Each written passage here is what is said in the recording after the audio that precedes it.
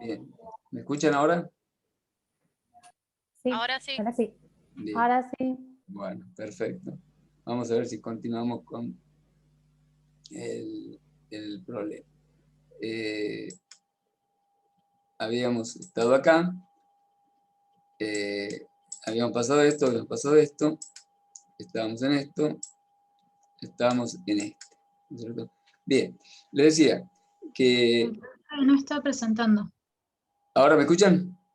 Sí, pero no está presentando. Ah, perdón.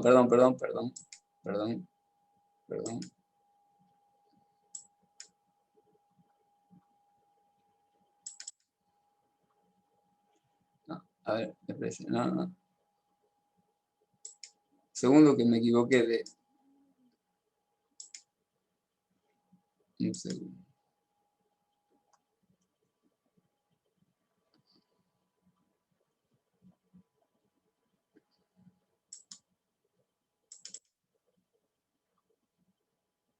Está presentando.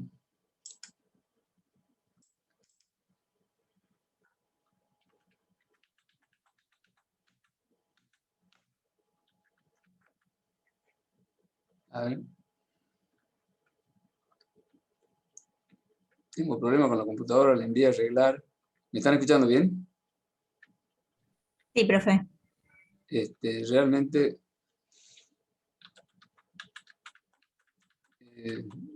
he gastado, he comprado accesorios, le hice hacer service y se me vuelve a presentar este problema. Realmente, bueno, decíamos que estábamos en esta situación, ¿no es cierto? Fíjense que acá lo que me piden es la probabilidad de que, dado que fuma, sea mujer. Si ustedes pueden ver en este problema que lo que se me está pidiendo no es dato. Yo lo que tengo es la probabilidad de que, siendo mujer, fume, ¿no es cierto? Que es lo que ustedes pueden ver en el desarrollo de la fórmula con el que hacemos el cálculo y con el que vimos anteriormente en el ejemplo. Sin embargo, ahora me están pidiendo otra condición. Me están pidiendo cuál es la condición de que, sabiendo que fume, provenga de mujer. Bien, si aplicamos la fórmula, y esto es un ejemplo, yo después se los envío, que hicimos anteriormente de Bayes, vamos a ver que ese resultado es 0,46, que es distinto de la probabilidad de que fume, dado que es mujer. La condición de que fume, dado que es mujer, es 0,2, en tanto que la probabilidad de que, siendo fumador, sea mujer, es 0,46. Ahí pueden ver claramente que no es lo mismo. Probabilidad de que fume, dado que es mujer, a la probabilidad de que, dado que fuma, que sea mujer. Esto se utiliza para pruebas diagnósticas, ¿no? Entre otras utilizaciones tiene, ¿no? Cuando se hacen test, en los test se suelen tener en cuenta dos aspectos. Uno que se llama sensibilidad, y es cuáles son la tasa de acierto de positivos. Es decir, sobre mis positivos, cuáles son verdaderos, ¿no? Eso hace a la sensibilidad. Entonces, más sensible cuando más detecta aquellos que tienen una enfermedad, por ejemplo. Supongamos que esto del PCR que se aplica, cuando hablamos de la sensibilidad del test, decimos, bueno, a ver, ¿cuántos aciertos tiene en el sentido de cuántos diagnósticos positivos efectivamente son positivos? Y eso sería lo que se llama la sensibilidad del test. En tanto que la especificidad es cuántos verdaderos negativos hay, es decir, cuántos de aquellos que han resultado negativos realmente son sanos, ¿no? Y el concepto de especificidad, si ustedes ven, tiene sentido porque o tiende a definir, bueno, qué es lo que yo específicamente circunscribo. En la medida en que tenga más casos de considerar positivos sobre negativos, lo hago menos específico, ¿no es cierto? Bien, en función de eso, se determina la condición de las probabilidades, aplicando Bayes, de que dado que el test esté positivo, provenga de un enfermo, y dado que el test sea negativo, provenga de un sano. Y esto que está acá se lo denomina índice predictivo positivo. y lo otro, índice predictivo negativo. Acá ven ustedes un ejemplo, entonces, de la fórmula de Bayes de aplicación. Les menciono rápido un problema de Mondt-Hall, que es un problema bastante conocido. Se trató de un presentador de televisión que puso hace mucho tiempo, en la década del 60-70, en un programa, sacó al aire un concurso, y en relación a ese concurso quedó este problema, digamos, de probabilidad, que se lo recuerda como el problema de Mondt-Hall. Bien, el problema consiste en lo siguiente. Existen 3 puertas, así era el ejemplo en el caso del presentador, en donde estaban detrás de una de las puertas un automóvil, ¿no? Y detrás de las otras 2 puertas una cabra. El problema consistía en lo siguiente. A la persona que estaba concursando se le decía, elija una puerta. Obviamente que la expectativa que cualquier concursante tenía era elegir el auto y no que le salga la cabra, ¿de acuerdo?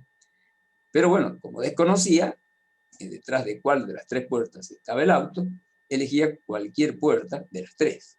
Bien.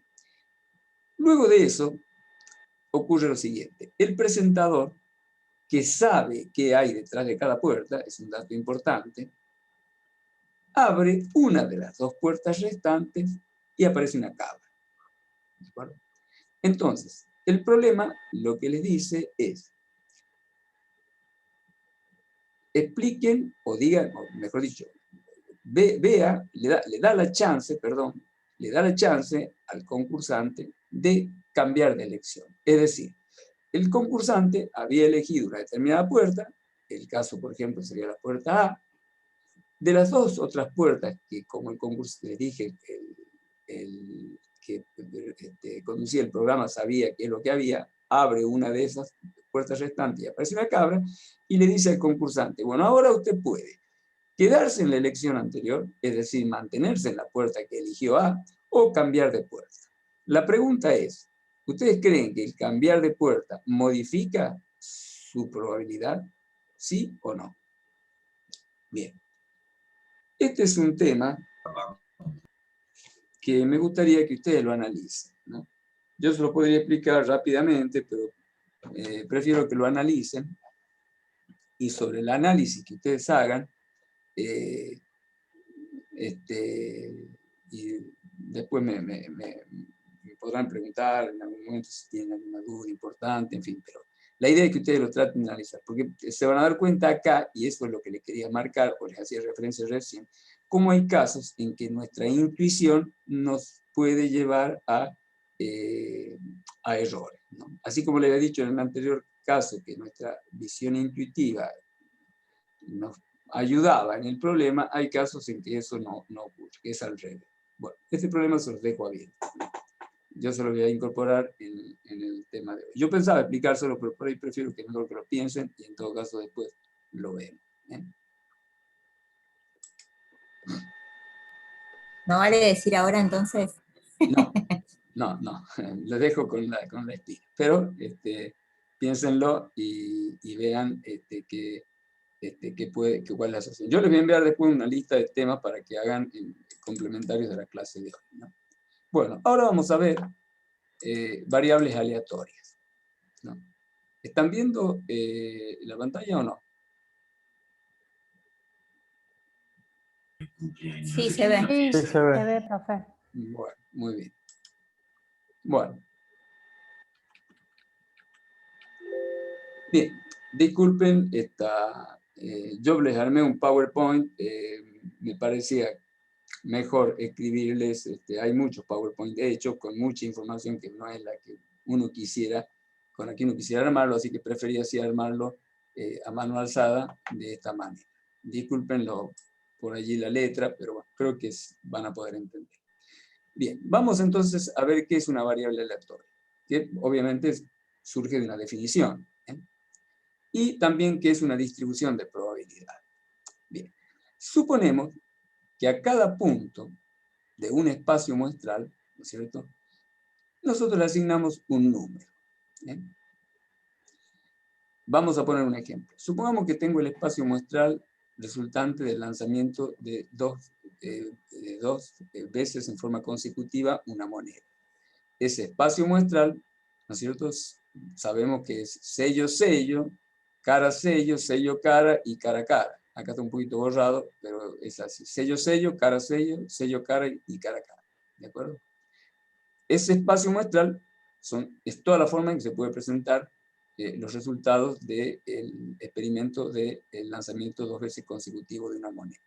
Ahora bien, a ese espacio muestral, a cada elemento del espacio muestral le asignamos un número. ¿Qué puede ser? Y esto es importante, ya van a ver otros ejemplos. Esa asignación pues, es, mejor dicho, arbitraria.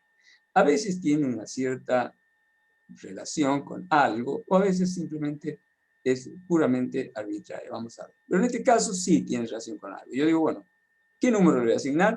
Y le voy a asignar el número de caras. Es decir, sello-sello, sabemos que la cantidad de caras que tiene es 0, porque obviamente no hay ninguna cara. En tanto que con cara-sello y sello-cara, tenemos dos casos, dos elementos que confluyen hacia un único elemento, que sería el valor 1, porque tengo una sola cara. Y en tanto que el resultado de dos caras, entonces le asignamos el número 2. Estos números que asignamos los llamamos variable aleatoria. Es decir, hemos definido sobre el espacio muestral S la variable aleatoria X mayúscula, en este caso consistente en la cantidad de veces que sale cara en cada elemento del espacio muestral. Y eso me da una cantidad de resultados posibles. Esa cantidad de resultados posibles, que serían X minúscula 1, X minúscula 2, X minúscula 3, constituye la variable aleatoria. Es decir, la variable aleatoria es X mayúscula, que puede adoptar los valores X1, X2 y X3, que son los números 0, 1 y 2. ¿De acuerdo? Esto es absolutamente una definición arbitraria, como les dije. Y bueno, esto es todo lo que por ahora tienen que entender. Ahora proseguimos con el tema de las probabilidades que le asignamos a la variable aleatoria. ¿Me están escuchando bien? Sí, se escucha bien, profe. Sí, Bien. sí. Bueno, entonces, una vez entonces que tengo la variable aleatoria, vamos a ver, ya lo vamos a explicar un poquito más, ¿no es cierto? Pero definimos la probabilidad de que la variable aleatoria X mayúscula tome un cierto valor X minúscula, es decir, X mayúscula es la variable aleatoria, indica la variable aleatoria, y X minúscula sub I o sub K acá son cada uno de los valores que puede tomar. Entonces, nosotros decimos que la probabilidad de que ocurran esos valores está dada por, en este caso, por lo siguiente. La probabilidad de que ocurra que X sub 1, que X mayúscula, perdón, sea igual a X sub 1, está dada por la cantidad de veces que esto ocurre, ¿no es cierto? Que es un caso, ¿no es cierto?, sobre la cantidad de total en el espacio muestral, que son 4 casos. Es decir, que la probabilidad entonces es un cuarto. En tanto que vemos que la probabilidad de que X sea igual a X2 va a darse cuando tenga la condición cara-sello y sello-cara. Es decir, que voy a tener 2 casos favorables sobre 4. Por lo que la probabilidad de esa va a ser un medio. Vemos acá como la probabilidad de X1 es un cuarto, en tanto que la probabilidad de X2 es un medio, por esto que les acabo de explicar. Y finalmente vamos a la probabilidad de que sea cara a cara, y vimos entonces, o vemos en el espacio muestral que tenemos un solo caso favorable, en 4 casos posibles, entonces esa probabilidad es un cuarto, ¿no? Una variable aleatoria que toma un número finito o infinito contable se llama variable aleatoria discreta. Si toma un número infinito no contable de valores, se llama continuo. Ya vamos a ver un poco esto. Pero entonces, una vez que les definí la variable aleatoria con este criterio, vamos a ver otros ejemplos y vamos a, digamos, a aplicarlo en otros casos para que no quede tan asociado a esta cuestión del experimento que mencionamos, que es 2 veces el lanzamiento de una moneda. Una vez que definimos entonces el concepto de variable aleatoria, distinguimos entre las variables aleatorias discretas y las variables aleatorias continuas. Decimos que son variables aleatorias discretas aquellas que, en las que se toma un número finito o infinito contable. ¿Bien? En tanto que si toma un número infinito no contable de valores, se llama variable aleatoria continua. Acá ven, distribución probabilidad discreta. Cx, una variable aleatoria discreta. Los valores posibles son x1, x2, xn, ¿no? La probabilidad de que x sea igual a x sub k, la podemos también poner como una función de x sub k, con k igual a 1, 2, etc. ¿De acuerdo?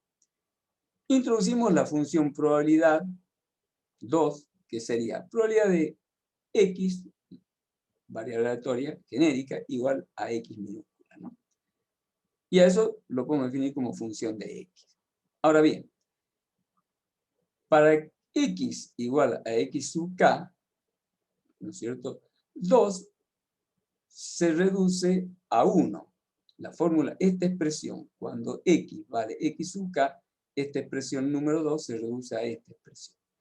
Pero cuando x no toma ese valor, porque x acá es un valor continuo y puede tomar cualquier valor, directamente decimos que, que la función esta toma el valor 0, f de x igual a 0. ¿Se entiende? ¿De acuerdo? Es decir, que la función solamente tiene sentido, esta función puesta como expresión de variable continua, tiene sentido únicamente, o toma valores, mejor dicho, únicamente para los valores de x sub k. Toma los valores que ya habíamos visto en el ejemplo, que vimos, ¿no es cierto? Y en todos los otros casos el valor es 0. Y en general decimos que es una función de probabilidad si la función es mayor o igual que 0, primera condición, ¿no es cierto? No puede ser negativo. Y la sumatoria de las f de x es igual a 1. Después vamos a ver en ejemplos cómo podemos controlar que se cumplan estas condiciones. Distribuciones de probabilidad continua. Vimos las recién que vimos son las discretas, ahora vemos las continuas. Si x es una variable aleatoria continua, la probabilidad de que tome un valor determinado es igual a 0. Esto, les pongo un ejemplo. Supongamos que usted va a tomar un grupo de personas y va a tomar la estatura de esas personas, ¿no es cierto? Y usted, bueno, quiere saber, les planteo acá, para que tengan idea de que es una variable aleatoria continua, la persona que mida un determinado valor exacto no tiene sentido. Les digo por qué. Porque ustedes pueden decir, bueno, una persona puede medir 1,60 o 1,65, por ejemplo. Y usted dice, pero sí, pero 1,65 sí puede medir una persona. Sin embargo, el valor con el cual yo tomo esa medición puede variar de acuerdo al nivel de precisión con el cual yo haga la medición. Y en definitiva lo puedo considerar como un continuo en donde va a ser imposible encontrar el valor exacto. Es decir, si yo tomo un x como una función continua, de una variable real, ¿cierto? Y tomo un valor exacto, ese valor exacto tiene sentido en el manejo de la cuestión abstracta. O sea, nosotros trabajan en matemáticas, sí tiene sentido, pero cuando hablamos de algo práctico, es decir, yo quiero ver qué valor toma eso en un determinado punto exacto, no tiene sentido. Yo no puedo conocer la probabilidad de que una persona mida exactamente una determinada altura, porque esa determinada altura es imposible de medir y porque la variable puede variar infinitesimalmente en cada punto, por más que intentemos ser lo más preciso posible. Entonces pasa, como les decía, a no tener sentido el valor en el punto. Por eso decimos entonces que en el caso de las variables continuas no tiene sentido hablar del valor en el punto. Pero sí podemos hablar del valor en el entorno de dos puntos. Es decir, supongamos tengo entre el punto A y el punto B. Volvamos al ejemplo de la estatura. Yo les decía que no puedo tomar con certeza o con precisión total la medición de una persona que mide 1,63, 2 décimas, 3 centésimas, 1000 milésimas, más, porque no lo voy a poder definir ese número, no lo voy a poder medir, por lo tanto no tiene sustento. Pero en cambio sí puedo, con sentido práctico, ver cuántas personas cumplen la condición de medir entre 1,60 y 1,65. O sea, para el caso de una función continua, entonces sí tiene sentido hablar de la probabilidad de, en el entorno, en ese entorno que está dado por esos dos valores A y B. ¿Cierto? Que en el ejemplo que les decía sería 1,60 y 1,65. Entonces, de la misma manera o análogamente al caso anterior, tenemos que la función de la variable aleatoria se da cuando se cumple la condición de que f de x es siempre positivo, y en este caso, a diferencia del anterior, en donde poníamos que la sumatoria de los valores de f de x era 1, en este caso, como no es aplicable por ser una condición de una función continua, ponemos la integral. La integral entre menos infinito y más infinito de la función de x me tiene que dar 1. Acá tienen el gráfico para entender el concepto de la probabilidad entre dos puntos, que sería la probabilidad de A y B, que está explicada acá, ¿no es cierto? Que sería la probabilidad de que X sea menor que B, sea mayor que A. Esperanza matemática de una variable aleatoria. Para una variable aleatoria discreta, X puede tomar los valores X1, X2, Xn. La definimos a la esperanza matemática como la siguiente expresión. Esperanza matemática de una variable aleatoria, esto es definición, es igual al producto de cada uno de los valores que puede tomar esa variable aleatoria por la probabilidad de que la variable aleatoria tome ese valor. Es decir, tendríamos el primer valor, sería x minúscula sub 1, por la probabilidad de que x mayúscula sea igual a x minúscula sub 1, más así sucesivamente hasta x sub n por la probabilidad de que x sea igual a x sub n, ¿no es cierto? O igualmente, si p de x es igual a xj, podemos poner que esto es una función de f de xj, ¿no es cierto? Esperanza de x, entonces es x1, si reemplazamos y a esta expresión, probabilidad de que x mayúscula sea igual a x sub 1 y así en forma genérica, según la expresión 2, lo reemplazamos por f de x, tendríamos que la esperanza matemática sería x sub 1 por f de x sub 1 más x sub 2 por f de x sub 2 más x sub n por f de x. Simplemente hemos reemplazado la probabilidad, según esta expresión, por una expresión como esta que ven acá. Bien. Y acá podemos ver que para el caso especial en que las probabilidades estas probabilidades que están acá, que son funciones de x1, funciones de x2, sean constantes, sean iguales, o sea, condiciones x probables, se da que podría, en ese caso, obviamente la probabilidad es 1 sobre n, porque es un caso x probable, saco como factor común 1 sobre n, y arriba me queda la suma de x1 más x2 más xn.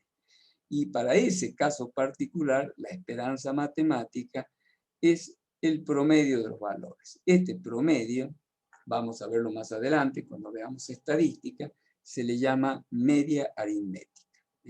Es una medida de posición que sirve para ubicar, cuando tenemos una distribución, a dónde está, llamémosle el baricentro de la distribución.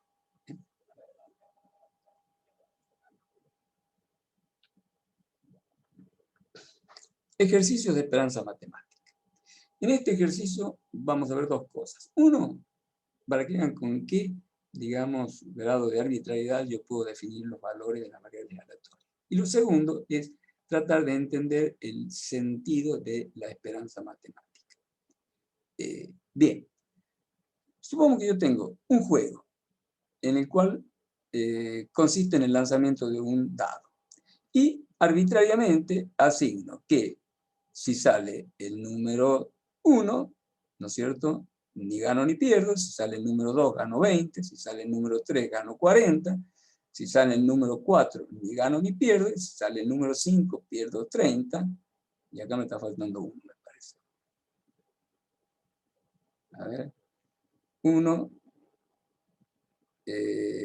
Vamos a 1, 2, 3, 4, 5. Bueno, tendría que verificar. Copié el problema, les digo cuál es el ejercicio del problema, porque evidentemente no lo copié bien. Está en la primera hoja del capítulo del libro, y es el problema, les digo. Es el problema que está en la página 76, que está en la parte inferior de la página 76. Bueno, se lo leo, porque ahí me comí uno. Sería 0 por 1/2, que es el caso de que salga el 1, el premio es 0, ni gana ni pierde. 20 por 1/6, que en el caso que salga el 1, gana 20. 0 para el caso que salga el 3, por 1/6. 40 para el caso que salga un 4, por 1/6. Después había un caso que también era para el 5, 0 también, por lo tanto 0 por 1/6. Y finalmente, que sí está puesto acá, para el caso de que salga el número 6, menos 30 por 1/6. Es decir, que yo estoy asignándole un resultado negativo de 30. Absolutamente con un criterio arbitrario con el que hice el juego. ¿Por qué le voy a dar al que ganó, al que sacó el 2, 20, al que sacó el 3, 40, y al que sacó el 6 le voy a quitar 30? No tiene ninguna lógica, es muy arbitrario. Bueno, en definitiva, al asignarle estos valores, he definido una variable aleatoria. Y la esperanza matemática de esa variable aleatoria me da 5. Ahora, ¿qué significado tiene el 5? ¿Cómo lo entendemos? Fíjense que 5 no es ninguno de los resultados que aparecen acá. Porque el 20, el 40, el menos 30 no es. 5 es un número que se llama el valor ponderado. Van a ver en otros ejemplos un concepto que lo tienen que ir. Es complejo el entender o conceptualizar este tema de la esperanza matemática. Yo creo que a medida que avancemos, pongamos ejemplo, ahora vamos a ver uno, vamos a entender un poco más el sentido de la esperanza matemática. 5 es el valor que yo debería ganar si este juego se repitiera muchas veces, ¿no es cierto? En definitiva, me está indicando aquello que probabilísticamente permite valorar el juego. O sea, ¿qué puedo como conclusión sacar acá? ¿Me conviene jugar este juego o no me conviene? Yo le diría que sí. ¿Por qué? Y porque tiene un resultado positivo. Primera condición. Es decir, si el juego tiene un resultado positivo, quiere decir que me conviene. A menos que me cobren, si me cobraran 5 pesos jugarlo, ya seguramente no me convendría, porque saldría hecho. O mejor dicho, sería un juego neutro. Pero en principio, para esta condición del juego, yo tengo un resultado positivo de más 5, quiere decir que es un juego positivo. Entonces yo lo primero que tengo que ver es si el resultado es positivo o negativo, y después qué valor tiene. Si este resultado en vez de 5 fuera mayor, yo diría que sería mayor todavía la expectativa de tener un resultado ganador. Para eso sirve la esperanza matemática, y vamos a ver ejemplos de aplicación. Vamos a ver acá un ejemplo de aplicación de la esperanza matemática a la toma de decisiones, ¿no? A la toma de decisiones empresariales. Normalmente cuando hablamos de toma de decisiones se la aplica en el área de lo que sería, digamos, la ciencia de la administración, ¿no es cierto? Bien, les voy a hacer una muy breve explicación de qué es una decisión, qué elementos intervienen, y vamos a vincularlo con el concepto de la esperanza matemática para analizar este problema. Cuando me queda pocos minutos, se va a cortar, con este problema se terminan, después les envío una actividad y les pido que me den el presente. ¿Alguna duda hasta acá? Así yo cuando termino rápidamente con este problema a la videoconferencia? Pregunto, ¿se entendió más o menos esto? Después cualquier duda lo seguimos manejando. Profe, ¿puede circular las presentaciones? Sí, voy a ver si las puedo subir. Bien, gracias. Bueno, entonces tenemos una decisión.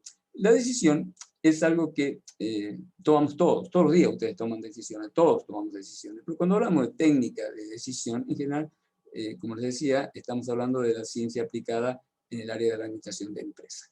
¿Qué es lo que se hace? Para problemas complejos, no para problemas simples, nosotros, antes de tomar una decisión, podemos aplicar lo que se llama la técnica de toma de decisiones aplicando el valor esperado, que es el mismo concepto que hemos visto recién. ¿En qué consiste esta técnica? Consiste en lo siguiente. Yo desarrollo lo que se llaman alternativas. Las alternativas son las soluciones que yo pienso que puede tener un determinado problema. En el orden de una actividad empresarial, las alternativas pueden ser, por ejemplo, invertir 100, invertir 1000, invertir 10.000, ¿no es cierto? O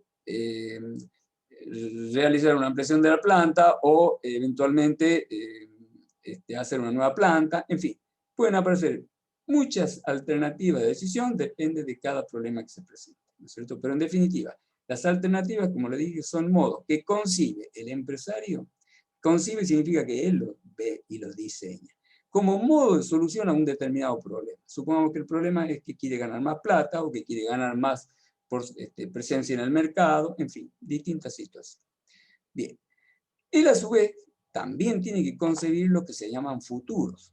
Esos futuros son las situaciones que él se imagina que se pueden presentar en orden al problema que está analizando. Supongamos que están por realizar, como les decía, un tema de una ampliación de planta, el futuro F1, F2, F3 podría ser qué sucede con la demanda. Que la demanda caiga, que la demanda se mantenga o que la demanda aumente, por ejemplo, ¿no es cierto? O podrían ser un futuro más complejo, incorporando otras variables, como por ejemplo qué pasa con el dólar o qué pasa con las importaciones, en fin. Pueden aparecer distintos aspectos. Esos elementos los piensa el empresario y en base a eso establece esos futuros, ¿no? Esos futuros tienen que tener una característica.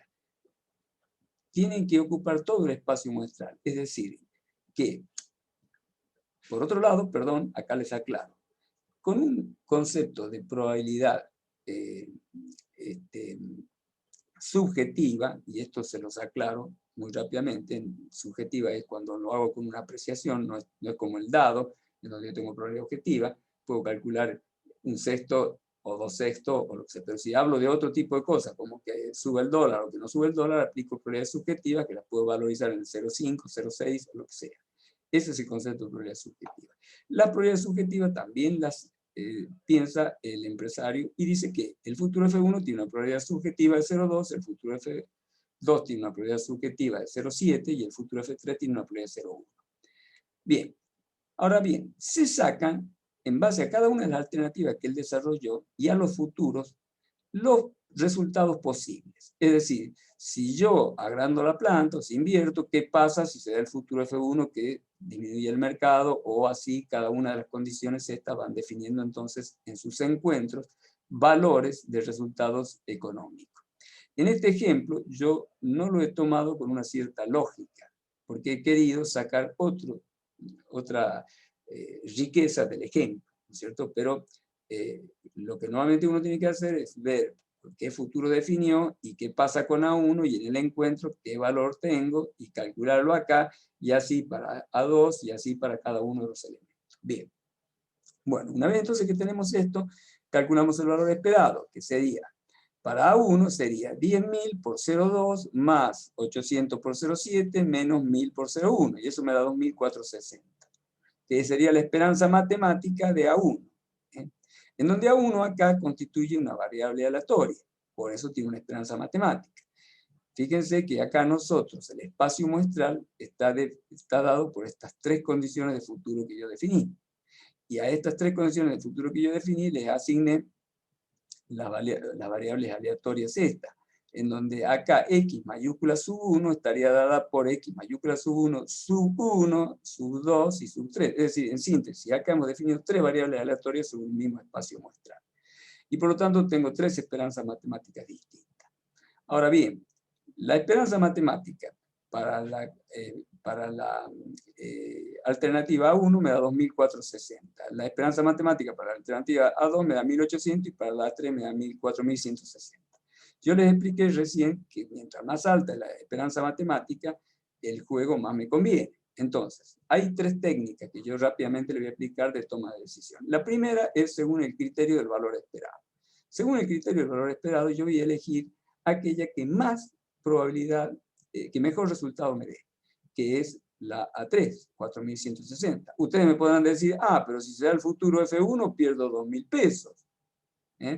En tanto que si se da el futuro F1, por ejemplo, en el mismo A2, gano 1.000. Se pueden hacer así análisis puntuales. Lo que no, eso no hace al concepto de esperanza matemática. La esperanza matemática es una ponderación sobre todos los resultados posibles y me indica para esa alternativa cuán conveniente estadísticamente y probabilísticamente me resulta. Entonces, tengo que elegir 4160.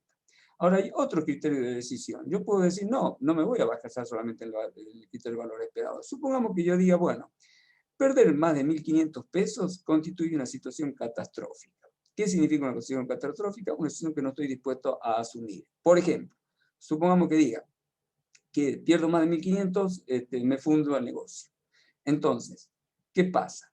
En la alternativa 3, que es la que yo elegí por mayor futuro esperado, hay una opción en donde pierdo 2.000. Y yo digo, ¿vale la pena apostar a esta opción que está bien, desde el punto de vista probabilístico es la que mejor resultado tiene, pero tiene incluido un futuro en donde yo lo considero catastrófico, si bien tiene una probabilidad baja? Entonces, por el criterio de evitar el futuro catastrófico, yo voy a eliminar esta alternativa. Entonces, acá la toma de decisión, en base al criterio del futuro catastrófico, me va a llevar a elegir de estas otras dos. Como en estas otras dos no tengo ninguna en que pierda más de 1.500, voy a poder simplemente optar con libertad y en ese caso voy a volver a aplicar el criterio del valor esperado. ¿Cuál es el que mayor valor esperado tiene? A1, que tiene 2.460 sobre 1.800. Entonces, según la alternativa del futuro catastrófico, voy a elegir la alternativa A1. Ahora bien, una tercera forma o criterio de elección es la de el mínimo nivel de aspiración. El mínimo nivel de aspiración es aquello que yo necesito como mínimo. Les voy a poner un ejemplo práctico. Supongamos que ustedes tienen la casa, digamos, hipotecada y que tienen que levantar la hipoteca. Y van a ver o van a jugar en un negocio o en un juego, en este caso en un negocio, y ustedes dicen, bueno, yo necesito sí o sí levantar la hipoteca. Entonces voy a concentrar toda mi, digamos, mi criterio de decisión hacia levantar la hipoteca. O sea que va a prevalecer sobre cualquier otro criterio. Entonces, supongamos que el criterio, ¿no es cierto?, del nivel de aspiración sea de 1.000. Entonces yo digo, bueno, a ver, yo necesito 1.000. ¿Cuál elegiría? En A2 tengo 1.000, pero en acá, en A1 tengo 10.000 y en A3 tengo 20.000. ¿Cuál les parece que me conviene elegir?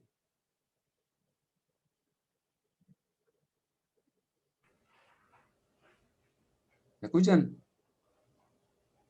Sí. Para mí, perdón, para mí sería el A2. ¿Por qué?